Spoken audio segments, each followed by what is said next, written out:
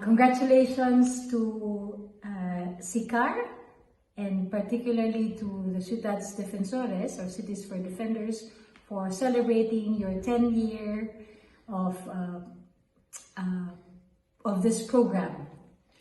I am Czarina Musni, and I was a part of this Cities for Defenders, or Ciutats Defensores, in 2021. And I would like to share that this program has helped me a lot in my activism in the fight for human rights in the Philippines.